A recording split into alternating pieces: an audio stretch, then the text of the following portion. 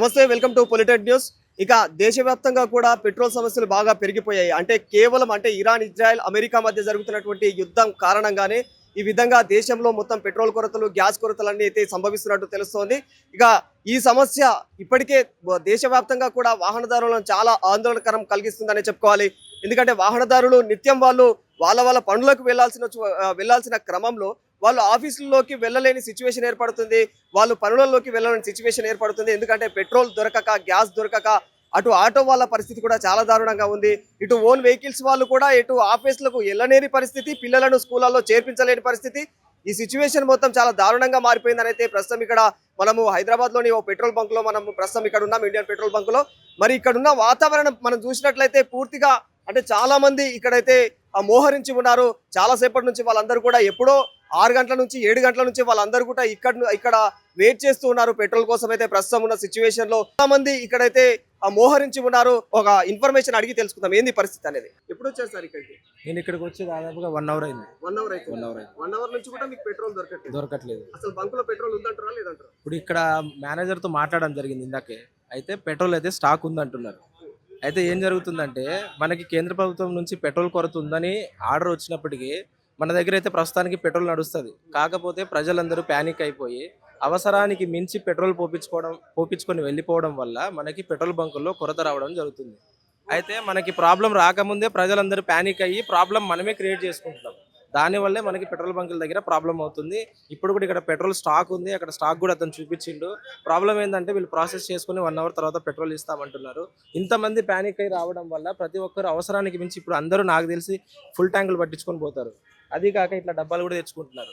So దీనివల్ల అవసరానికి మించి పెట్రోల్ తీసుకోవడం వల్ల మిగతా వాళ్ళందరికీ పెట్రోల్ దక్కదు. దానివల్ల నిజంగానే మనకి పెట్రోల్ ప్రాబ్లం తొందరగానే స్టార్ట్ అయింది. రాకముందే మనమే స్టార్ట్ చేస్తున్నాం.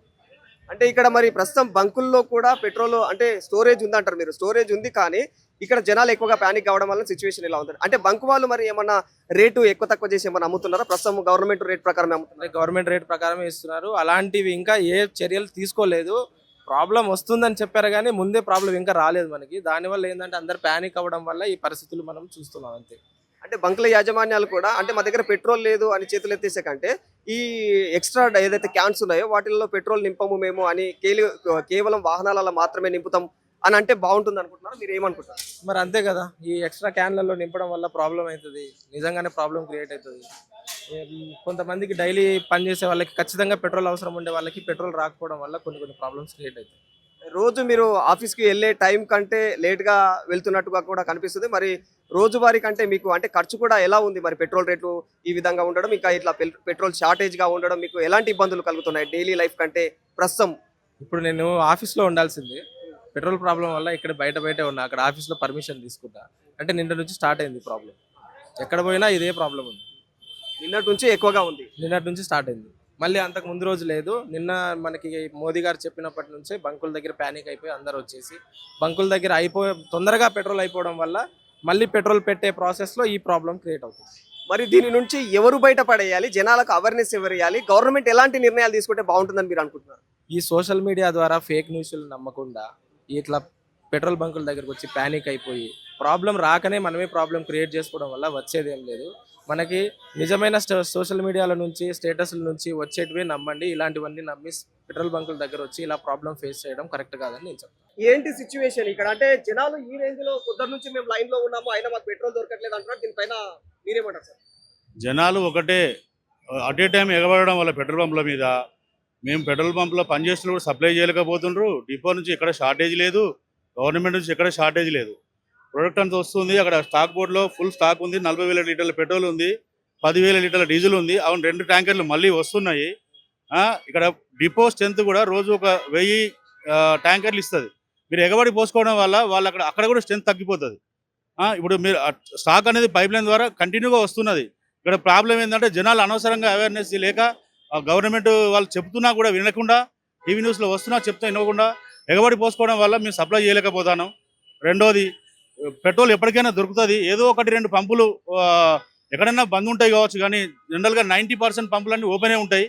ఏదో 2-3 గంటలు బంద్ ఉంటే మన ట్యాంకర్ వస్తుంది ఏదైనా ప్రాబ్లం ఉంటే. బట్ అంతే, స్టాక్ లేకుండా హైదరాబాద్ సప్లై లేకుండా ఎప్పుడూ లేదు. సప్లై ఉంటుంది. ఈ జనాలే అర్థం చేసుకోకుండా ఎగబడడం వల్ల స్టాక్ తొందరగా అయిపోతుంది. అయిపోయినాక మళ్ళీ ట్యాంకర్ పోయి రావడానికి టైం పడుతుంది, అంతే, ఏం లేదు అక్కడ. ముందుతో పోలిస్తే ఇప్పుడు స్టాక్ లో ఏమైనా మార్పులు ఉన్నాయి అంటే తగ్గడం కానీ పెరగడం కానీ సిచ్యువేషన్ కు తగ్గట్టు? స్టాక్లో ఎలాంటి మార్పు లేదు, బరాబర్ సప్లై హైదరాబాద్కి ఎంత వస్తుందో అంతే వస్తుంది, ఆల్ ఓవర్ తెలంగాణ మొత్తం, ఇండియా మొత్తం ఎంత వస్తుందో అంతే వస్తుంది. బట్ పబ్లిక్ 2 లీటర్లు పోసుకుంటాడు, 10 లీటర్లు పోసుకోవడం వల్ల కూడా ఇక్కడ షార్టేజ్ ఏర్పడుతుంది. మాకు షార్టేజ్ ఏర్పడుతుంది, తెచ్చిపోయడానికి టైం లేట్ అవుతుంది తప్ప ఇంకేం లేదు అక్కడ. అంటే మరి దీనిని ఎవరు అరికట్టాలంటే వీళ్ళు ఎక్స్ట్రా క్యాన్లలో తీసుకుంటున్నారు కదా, యాజమాన్యమే తీసుకుంటే బాగుంటుందా, ప్రభుత్వం కూడా దీనికి అలర్ట్ చేస్తే బాగుంటుందా, ఎట్లా అంటారు? ఎక్స్ట్రా క్యాన్లలో ఎవరు పోయట్లేదు, పెట్రోల్ పంపులో అందరు బంద్ పెట్టిండ్రు, ఎప్పుడో బంద్ పెట్టిండ్రు, క్యాన్లలో ఎవరు పోయట్లేదు. ఏదైనా ఎమర్జెన్సీ సర్వీస్ అంటే డీజిల్ ఏదన్నా క్యారీ చేస్తున్నారు కావచ్చు, కానీ అసలు క్యాన్లలో పోయట్లేదు. వెహికల్సే ఫుల్ ట్యాంక్ చేసుకుంటాను, పోతాను, తీసుకొని వస్తున్నారు, మళ్ళీ వస్తున్నారు. ఇక ఇట్లే వెహికల్లో ఫుల్ ట్యాంక్ చేసుకొని ఇంటికాడ తీసేసుకొని మళ్ళీ అదే వెహికల్ కనబడుతుంది మాకు. ఒక 2 వీలర్ వెహికల్ నేను 3 సార్లు ఫుల్ ట్యాంక్ చేస్తాను నేను. ఇక ఏం చేయాలో చెప్పండి, 3 సార్లు వచ్చి లైన్ కట్టి 3 సార్లు ఫుల్ ట్యాంక్ చేసుకొని పోయినా. మరి అంటే ఆయిల్ కంపెనీలు కూడా ఈ బంకు వాళ్ళకి క్రెడిట్ పద్ధతిలో కాకుండా ముందు డిపాజిట్ చేస్తేనే మేము పెట్రోల్ ఇస్తాము, ఆయిల్ ఇస్తాము అన్నట్టుగా చెప్తున్నట్టు తెలుసు. దాని గురించి మీరేమంటారు? అది ఎప్పటికి ఉండేదండి, మార్చ్ 31 నాటికి క్లోజ్ చేసేస్తారు, మళ్ళీ 31 తర్వాత ఓపెన్ చేస్తారు. ఇప్పుడు మార్చ్ 31 లోపు క్రెడిట్లన్నీ ఒక 10-15 రోజులు ఫ్రీజ్ చేస్తారు, తర్వాత మళ్ళీ ఓపెన్ చేస్తారు. అది ప్యానిక్ వల్ల, ఈ ఏదో ఆర్మీ అక్కడ ప్రాబ్లం వల్ల కాదు, అక్కడ యుద్ధం వల్ల అది ఇది కాదు. ఎవ్రీ 31కి 100% క్రెడిట్లు ఆఫ్ చేస్తారు, తర్వాత ఓపెన్ చేస్తారు. ఆ డీలర్ అది అమౌంట్ సమకూర్చుకొని స్టాండర్డ్గా ఉండాలి ఆయన డీలర్ ఎవరైనా. కొందరు ఉండలేకపోవడం వల్ల వాళ్ళ అవుట్లెట్ కొంచెం డ్రై అవుట్లెట్ అవుతాయి కొన్ని సార్లు, అంతే. ఇక ప్రాబ్లం ఏం లేదు అక్కడ. ముందుతో పోలిస్తే మీ బంకులలో ప్రస్తుతం అంటే స్టాక్ ఉన్నప్పటికీ కూడా ఎక్కువ మొత్తంలో పెట్రోల్ డీజిల్ అనేది అయిపోవడం మీరేమైనా గమనించారా? అయిపోతుంది కదా, ఇప్పుడు ఎవ్రీడే మేము 20,000 లీటర్లు అమ్మేది ఇలా 50,000 లీటర్లు అమ్ముతున్నాం ఎవ్రీడే. మేమేం చేయాలి, ఎక్కడ 2 ట్యాంకర్లు వచ్చినా కూడా సరిపోతలేదు ఎగబడి పోసుకోవడం వల్ల. మళ్ళీ ఇప్పుడు వారం రోజులు అయిపోతే ఒక్కరు కూడా పంపులు అమ్మకాన్ని చూడరు, అన్ని ఫుల్ ట్యాంక్ ఉండగా వాళ్ళు ఎందుకు వస్తారు?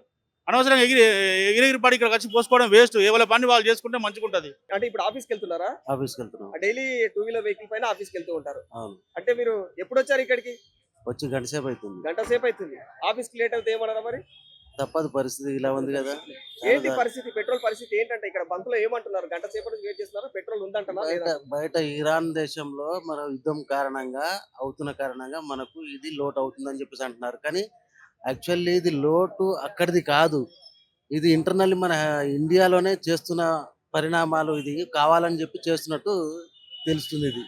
ఇది మాత్రం వాస్తవం కాదు. అక్కడ యుద్ధానికి దీనికి అసలు సంబంధమే లేదు, కానీ ఇక్కడ ఇంటర్నల్లీ కావాలని చెప్పి చేస్తున్న పరిణామాలు అని చెప్పి తెలుస్తుంది. అంటే కావాలనంటే ఏ రకంగా అంటున్నారు? ఏ రకంగా అన్నది ఎలా అంటే అసలు అక్కడ స్టార్ట్ అయిన యుద్ధానికి దీనికి సంబంధం లేదు, కానీ యుద్ధం అవటం వల్ల అవుతుందని చెప్పేసి అందరు అంటున్నారు. అది వాస్తవం కాదు. అది ఇంటర్నల్ ఎందుకు అవుతుంది అన్నది అర్థం అవ్వట్లా. ప్రస్తుతం సోషల్ మీడియాలో కొంచెము వస్తున్న వదంతుల ప్రకారం కూడా పెట్రోల్ బంకులలో పెట్రోల్ దొరకట్లేదు, పెట్రోల్ బంకులు బంద్ పెడుతున్నారు అని అంటున్నారు. మరి అది ఎంతవరకు వాస్తవం? నిజంగా పెట్రోల్ బంకులలో పెట్రోల్ దొరుకుతుందా లేదా ప్రస్తుతం?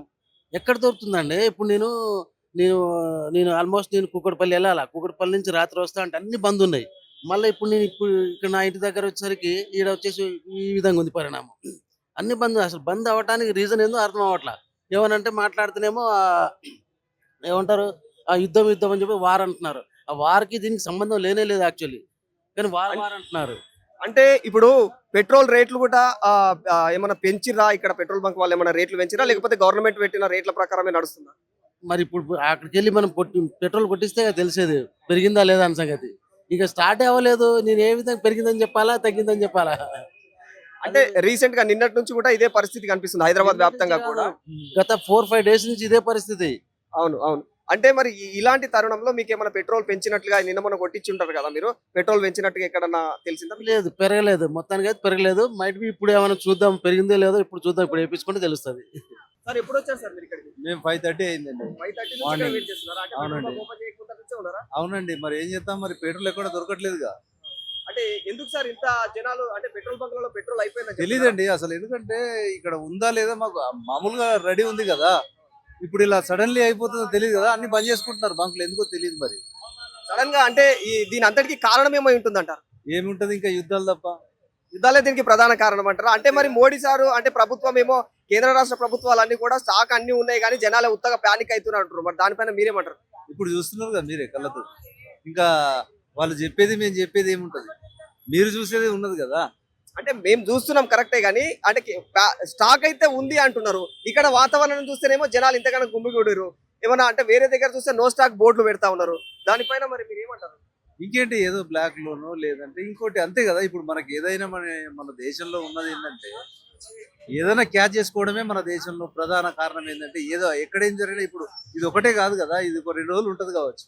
మళ్ళీ తర్వాత ఆయిల్ అని అదని ఇదని పేదవాడి మీద భారం వేయడం తప్ప ఇంకేముంటది గవర్నమెంట్. ఇక్కడ వాతావరణం మాత్రం చాలా భిన్నంగా ఉంది. అంత స్టాక్ ఉంది అని చెప్పిన ఆ పెట్రోల్ బంకుల్లో మాత్రం ఈ రకంగా వెహికల్ వాహనదారులందరూ కూడా మోహరించి ఉండడం, పొద్దున ఎప్పుడు 5 గంటల నుంచి మేము ఇక్కడ మోహరించి ఉన్నామని వాళ్ళందరూ తెలియజేస్తూ ఉన్నారు. మరి దీని అంతటికి కారణం ఏంటని యాజమాన్యాన్ని కనుక్కుంటే కూడా యాజమాన్యం మా దగ్గర ముందు కంటే ఇప్పుడు డబల్ స్టాక్ అయిపోయింది. మరి ఇంకా ఆ స్టాక్ ఆ రేంజ్ లో ఉన్నా కూడా ఇదంతా కారణం జనాల ప్యానిక్ వల్లనే. వాళ్ళ వెహికల్స్ లో ట్యాంక్ ఫుల్ చేసుకోవడమే కాకుండా ఇంతకు ముందు ట్యాంక్ ఫుల్ చేసుకునే వాళ్ళు కాదు, చేసుకుంటే చాలా తక్కువ పర్సెంటేజ్ లో చేసుకునే వాళ్ళు. ఇప్పుడు ట్యాంక్ ఫుల్ ప్రతి ఒక్కరు చేసుకోవడము, దాంతో పాటుగా ఎక్స్ట్రా క్యాన్లు తీసుకొచ్చి క్యాన్లు కూడా నింపుకోవడమే దీని అంతటికి ప్రధాన కారణము. ఈ కొరతకంత కారణము ఇది వీళ్ళు జనాలే క్రియేట్ ఉన్నారని చెప్పేసి యాజమాన్యాలు చెప్తున్నాయి ప్రస్తుతము. కేవలం ఇది ప్యానిక్ వల్లనే ఇలా కొనసాగుతుందని అయితే అటు ప్రభుత్వాలు చెప్తున్నాయి, ఇటు ఇక్కడ యాజమాన్యాలు ఏదైతే పంపు యాజమాన్యాలు కూడా తెలియజేస్తున్న వైనం కనిపిస్తా ఉంది.